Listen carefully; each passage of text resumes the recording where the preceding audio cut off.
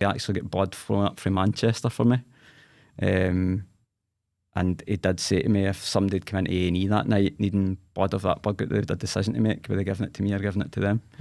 So absolutely, horrendous, petrifying. But it's amazing to think of all the elements were fighting for you to keep you alive in terms of, so blood getting rushed up from Manchester, all these consultants, everything going away, just doing their damnedest to try and keep you you going. 100%. And as I kind of alluded to earlier on, the consultant that was there that night, they couldn't find the bleed. They actually couldn't find it. He said literally when they didn't have a clamp on, whatever it was, the blood was actually spraying out onto his face.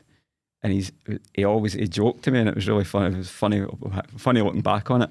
He was going out for his dinner with his wife that night. He didn't even have time to change, and apparently his shoes get wrecked. So you owe him a pair of shoes? I do. I owe him a pair of shoes. But apparently, during that, he'd worked in gunshot victims in Africa and lots of stuff. So he had lots of kind of real emergency trauma experience. And apparently, he got some radiologist to they put some kind of balloon up one of my main arteries and inflated it above my heart to allow them to control the bleeding. So by doing that, it stopped the blood flow enough for them to see where it was coming from. And then they actually managed to clamp that off or do whatever it was they did and fix that and then do it. So, and I think a lot of the stuff they did that night, some of it's made it into medical journals and case studies apparently. I think there's been quite a lot of case studies on what they actually did. So I think the consultant deserves a name check. Who's the... So his name's J Dixon, and the guy's an absolute genius, to be honest with you, and saved my life. So I think one of the things that came across, you're an analytical person, and you like to understand things, sometimes to a fault. Right?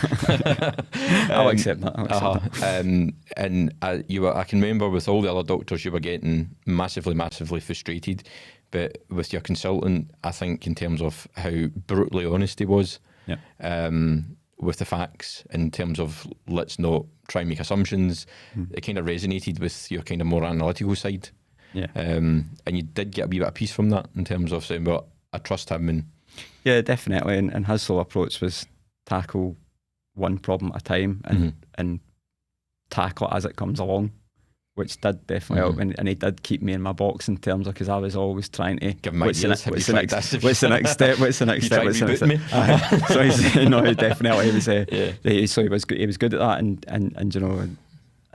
I've got a lot of respect for that man for what he did for me. Obviously, clearly. It's just thinking back on it now, it's quite unbelievable to think.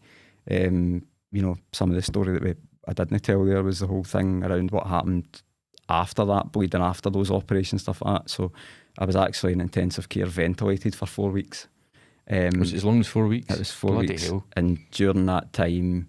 are you completely out when you're ventilated, or you are sedated, and they control the levels of sedation. So for a lot of that, I was completely out.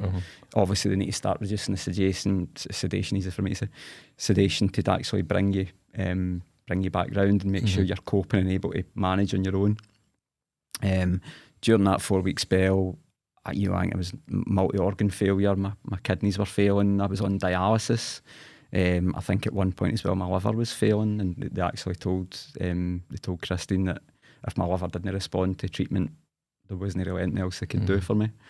I can always remember getting a call from Christine. We were going to a all hands event when we get all the staff together. We were just about to walk into the place, and I don't know if it's a nurse in her, but she's got a very deadpan way of delivering brutal news. Yeah, in terms of, probably a lot of experience in that. Yeah, going, hi, how you doing? Just to let you know that we've been told